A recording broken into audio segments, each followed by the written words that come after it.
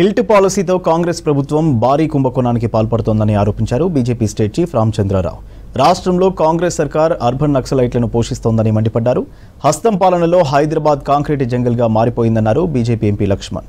Drugs, gun cultures పెరిగిపోయాయని ఆరోపించారు. 2 ఏళ్లలో రియల్ ఎస్టేట్ కుప్పకూలిపోయిందన్నారు లక్ష్మణ్. హైదరాబాద్ ఇందిరా పార్క్ దగ్గర బీజేపీ మహాధరణ చేస్తోంది. వాగ్దానాలు ఎందుకు పూర్తి కాలేదని ప్రశ్నిస్తుంది. మీరు విద్యార్థులకు సరైన సమయంలో ఫీ రీఎంబర్స్మెంట్ ఎందుకు చేయట్లేదని ప్రశ్నిస్తుంది. ఆరోగ్యశ్రీ బకాయిలు హాస్పిటల్స్కు ఎందుకు ఇవ్వట్లేదని ప్రశ్నిస్తుంది. సమయానికి ప్రభుత్వ ఉద్యోగాలకు జీతాలు ఎందుకు ఇవ్వట్లేదు అని ప్రశ్నిస్తుంది. తెలంగాణ కేంద్రం ఏముచ్చింది అబద్ధాలు ఆడుతూ ఉన్నారు. మిత్రులారా, ఈరోజు భారతీయ జనతా పార్టీ ప్రభుత్వం కేంద్రంలో తెలంగాణతో పాటు అన్ని రాష్ట్రాలు కూడా ఒకే రకంగా చూస్తుంది. Telangana shrinking but BJP rising in Telangana అనే విషయాన్ని మనం గుర్తుపెట్టుకోవాలి మిత్రులారా. ఈరోజు నక్సలైట్ల ముక్త భారత్ అవుతుంది, కానీ తెలంగాణలో ఇక్కడ అర్బన్ నక్సలైట్స్ని పోషిస్తున్నది కాంగ్రెస్ సర్కారు. మీ కుర్చీ కూడా తొందరలో కదిలేటట్టుంది. మీ యొక్క ప్రభుత్వంలోనే మీ మంత్రులు చాలా మంది మీ కుర్చీలు 4 కోళ్లు పట్టుకొని గుంజుతా ఉన్నారు. ఒక రోజు అది ఇరిగిపోయి నువ్వు కింద పడతావు. కనీసం ఇప్పటికైనా ప్రజలను గుర్తుంచుకోండి.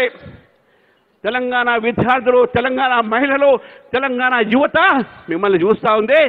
ఆగేది లేదు. ఈ యొక్క యుద్ధం ఏదుందో మహాధారణ రేపు మహాధర్మ యుద్ధంగా మారుతుంది. ఈ ప్రభుత్వం వ్యతిరేకంగా ధర్మ యుద్ధాన్ని మనం పోరాడతాం. గ్లోబల్ సమిట్ అంటున్నారు ఇవాళ తెలంగాణ రైజింగ్ ఎందులో ఒకసారి రేవంత్ గారు చెప్పాలి. వాస్తవంగా ప్రజలు భావిస్తూ ఉన్నారు. ఇవాళ తెలంగాణలో రైజింగ్ కరప్షన్ ఇవాళ తెలంగాణలో ఎక్కడ లేని విధంగా కరప్షన్ ఉన్నదంటే అది తెలంగాణలో మాత్రమే విషయాన్ని. అందుకనే ఇవాళ తెలంగాణ రైజింగ్, తెలంగాణలో మరి కరప్షన్ ఇవాళ అగ్రభాగాన ఉన్నది. ఇవాళ Telangana rising in drug culture, ఇవాళ రైజింగ్ గన్ కల్చర్, ఇవాళ శాంతి భద్రతలు ఏ రకంగా క్షీణిస్తున్నాయి ఇవాళ తెలంగాణలో.